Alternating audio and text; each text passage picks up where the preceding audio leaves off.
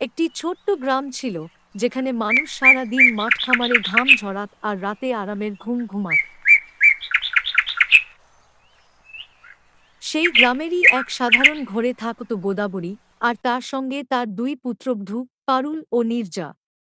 বাইরে থেকে দেখলে ঘরটা একেবারে সাদাসিধে মনে হতো, কিন্তু ভেতরের সম্পর্কের মধ্যে মিষ্টতা নয়, বরং লোভের আস্তরণ জমেছিল। রান্নাঘরে চুলা জ্বলছিল, পারুল রুটি বেলছিল, নীরজা পাশে বসে সবজি কাটছিল।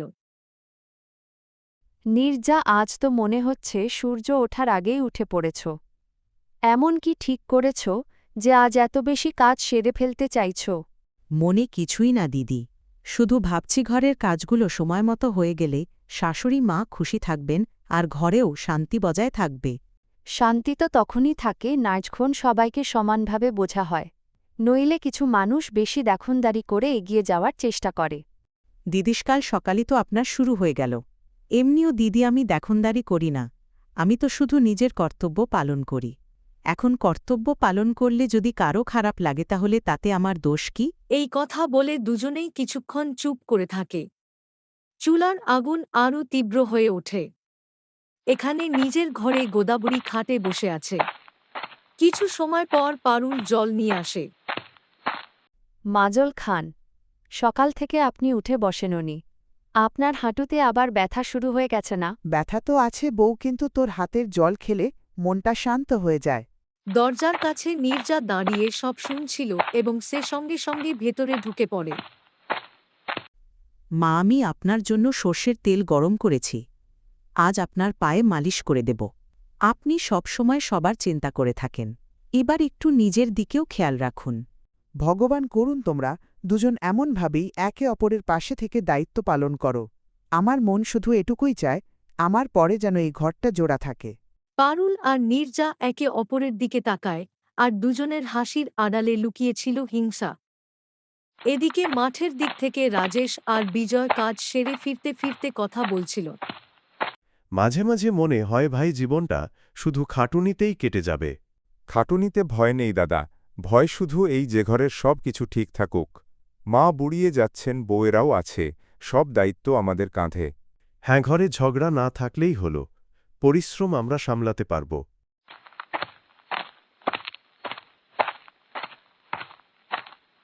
দুপুরে উঠোনে নীরজা শস্য পরিষ্কার করছিল।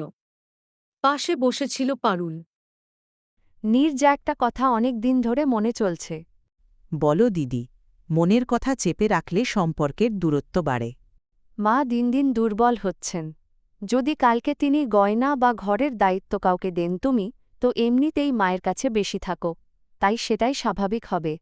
দিদি যে এই ঘরটাকে সত্যি আপন করে নিয়ে যে দেখানোর জন্য নয়মন থেকে সেবা করে, মা যদি তাকেই দেন তাতেই ঠিক।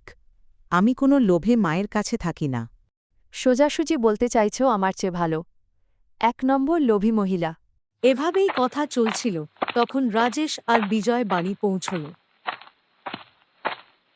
নীরজা, খাবার তৈরি হয়নি, আমাদের আবার কাজে যেতে হবে। খাবার তৈরি আছে, এটা রাতের জন্য চাল পরিষ্কার করছিলাম। ভেতরে চলুন, আমি খাবার পরিবেশন করছি। এই ব্যবহার দেখে পারুল ভেতরে ভেতরে জ্বলতে লাগল। সব কাজ যেন এই করেছে এমন দেখাচ্ছে, অথচ চাল ডাল তো আমি রান্না করেছি। খাওয়ার পরে দুজন বউ বাসন মাজতে গেল। নীরজা, খারাপ মনে করো না, কিন্তু একটা কথা বলবো। তুমি দেবরজির সেবা করো সেটা ঠিক আছে, কিন্তু আমার স্বামীর খেয়াল রাখাটা আমার ভালো লাগে না। তখন মনে হয় আমি কিছুই করছি না। দিদি, আপনি ভুল বুঝছেন, আমি ওনাকে বড় ভাইয়ের মতো সম্মান করি। পারুল মনে মনে বিড়বিড় করতে লাগল। বড় ভাইয়ের সম্মান সব জানি আমি। সন্ধ্যায় লণ্ঠন জ্বলছিল। গোদাবরী ভারী গলায় বললেন, আজকাল মনে হয় ঘরটা বাইরে থেকে ঠিক আছে, কিন্তু ভেতরে কোথাও ফাটল ধরেছে। আমি চাই না তোমাদের মনের বিষ একদিন এই ঘর ভেঙে দিক। পারুল সঙ্গে সঙ্গে কাছে বসে পড়ে। চোখে কৃত্রিম জল নিয়ে বলে, মা, যে যদি কখনো আমার কোনো ভুল হয়ে থাকে তাহলে আমাকে বলে দিন। আমি শুধু আপনার বউ হয়ে নয়, আপনার মেয়ে হয়েও থাকতে চাই। কিন্তু অনেক সময় মনে হয় আমার চেষ্টা আপনাকে চোখে পড়ে না। দেখা দেওয়া আর সত্যিই অনুভব করা, এই দুটির মধ্যে অনেক পার্থক্য আছে মা। কিন্তু বলুন তো আপনার মনে আমার ব্যাপারে এমন ভাবনা কেন আসে? আমাকে আনা হয়েছিল এই বলে যে এই ঘরটাই আমার নিজের ঘর। আমি সবার আগে এসেছিলাম। আমি আপনার সঙ্গে সুখ দুঃখ দুটোই দেখেছি। কিন্তু আজ যখন প্রতিটি কথায় নীরজার সামনে এগিয়ে থাকতে দেখা যায়, তখন আমার হৃদয়টা বসে যায়। আমি ভাবি কোথাও আমি তো পিছিয়ে পড়িনি। মা জি, আমি কখনোই এগিয়ে থাকার জন্য কিছু করি না। আমি শুধু এটুকুই ভাবি যে আপনি সেই বয়সের পর্যায়ে আছেন যেখানে একটি ভরসার প্রয়োজন হয়। যদি আমার সঙ্গ আপনাকে স্বস্তি দেয় তবে সেটাই আমার সৌভাগ্য, কিন্তু যদি আমার কারণে দিদির মনে কষ্ট জাগেতবে সেটাই আমার জন্য সবচেয়ে বড় দুঃখ। সম্পর্কে দুঃখ তখনই জন্ম নেওয়া যখন তুলনা শুরু হয়ে যায়। মনে রেখো দুই পুত্রবধূ দুই রকমের হয়, একজন অনেক কথা বলে নিজের কথা জানিয়ে দেয়ার, অন্যজন না বলেই সব দায়িত্ব পালন করে। কিন্তু মনে রেখো ভগবান সব দেখছেন। মা জিনা বলে দায়িত্ব পালন করাও কখনো কখনো চালাকিও হতে পারে। আজকাল চুপচাপ থাকা লোকেরাই সবচেয়ে বেশি চালাক হয়, আর বেশি কথা বলা কখনো কখনো স্বার্থ লুকোনোর উপায়ও হয়ে যায়। দিদি, আমি চুপ আছি কারণ আমি সম্পর্ক বাঁচাতে চাই, জিততে নয়। আপনি আমাকে খোঁটা দেওয়া বন্ধ করুন। শুধু আপনারা দুজন একে অপরকে খোঁটা দেওয়া বন্ধ করুন। আজ বুঝে গেছি যে এই ঘরে শেষ পর্যন্ত। সেই দিন আমাকে সিদ্ধান্ত নিতে হল। সেই দিনে আমি আর কান্নামিষ্টি কথা কিংবা দেখনদারিতে হৃদয়ের সত্যতা থেকে সিদ্ধান্ত নেব না। কিছু সময় পরে রাজেশ আর বিজয়ও কাজ সেরে বাড়ি ফিরে আসে। আর নিজের নিজের ঘরে বসে তারা তাদের স্ত্রীদের সঙ্গে কথা বলতে থাকে। পারুল, আজ তোমাকে খুব চিন্তিত লাগছে। বাড়িতে কিছু হয়েছে নাকি? মা কি কিছু বলেছে? আমি চিন্তিত নই যে আমি ভয় পেয়েছি। ভয় এই কথার যে আমি সব কিছু হারাতে পারি। ওই নারী ধীরে ধীরে সবার মন জয় করে নিচ্ছে আর আমি শুধু তাকিয়ে কোন নারী দেখছি। পারুল? তুমি নীরজার কথা বলছো নাকি? আবার তুমি তাকে নিয়ে ভুল ভাবছ বলে মনে হচ্ছে। আর এমনিতেই মন জয় করা কোনো অপরাধ নয়। কিন্তু অধিকার কেড়ে নেওয়া অপরাধ। আজ সে মন জিতবে, কাল গয়না তার পর ঘর, আর একদিন আমাকে এই ঘরেই পরবাসী বানিয়ে দেবে। আর আপনি কেন বারবার তার পক্ষ নেন? আপনার কাছে তো সবসময় আমার ভাবনায় ভুল মনে হয়। চুপ করো পারুল, এই সন্দেহ একদিন তোমাকেই জ্বালিয়ে দেবে। রাজেশ এতটুকু বলতেই পারুল চুপ হয়ে গেল। কিন্তু নীরজার কথা আর তার শাশুড়ির নীরজার প্রতি পক্ষপাতিত্ব করা পারুলকে ভিতর ভিতর জ্বালিয়ে দিচ্ছিল। প্রতিদিন রাতে এই ভেবেই ঘুমোই, এবার আর যাব না, আর পিছনে ফিরে তাকাব না। কিন্তু চোখ লাগলেই সেই প্রশ্নটা আবার উঠে দাঁড়ায়, সত্য কি কখনো নিজে থেকেই সামনে আসে, নাকি সত্য দেখার জন্য নিজেকেই সাহস জোগাড় করতে হয়? না, আজ নয়। আর কতদিন আমি এসব সহ্য করব? আজ সুযোগ আছে। সবাই গভীর ঘুমে। আজ সবাই খুশি ছিল। আজই সুযোগ। এই ভাবতে ভাবতে সে ধীরে ধীরে শাশুড়ির ঘরের দিকে এগোয়। ঠিক তখনই পারুলেরও ঘুম ভেঙে যায়। সে কারো হাঁটার শব্দ পায়। এত রাতে তো রোজ এমন শব্দ হয় না। আজ কেমন শব্দ, মনে হচ্ছে কেউ হাঁটছে। শাশুড়ি মায়ের ঘরের দিক থেকেই শব্দ আসছে। কোথাও শাশুড়ি মায়ের কিছু দরকার তো নেই?